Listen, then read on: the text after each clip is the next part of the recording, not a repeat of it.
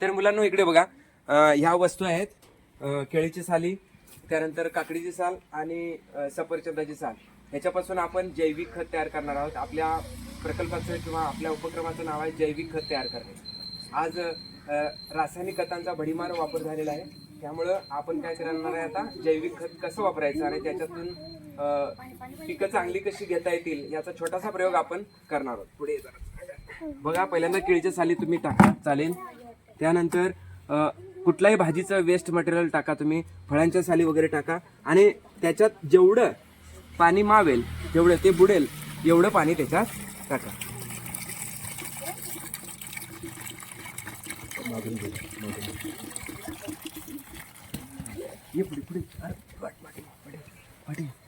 हा, जेवढं बुडेल केळाच्या साली तेवढं तुम्ही काय करायचं आहे, तर त्याच्यात पाणी वतायचं आहे आणि आपण हे 1 दिवस पूर्ण असंच ठेवणार आहोत आणि दुसऱ्या दिवशी याचा उपयोग करणार आहोत.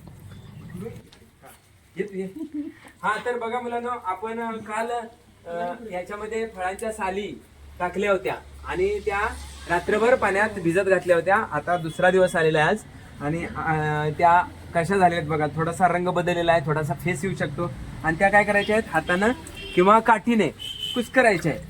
आणि हे तयार झालेले जे पाणी आहे ते पाणी आपण पिकांना, फळझाडांना घालायचं आहे आणि याच्यामध्ये थोडं पाणी आपण अधिक करायचं आहे आणि अधिक झालेलं हे जे पाणी आहे ते पाणी फळझाडांना आणि फुलझाडांना पाठवायचं. बस बस बस.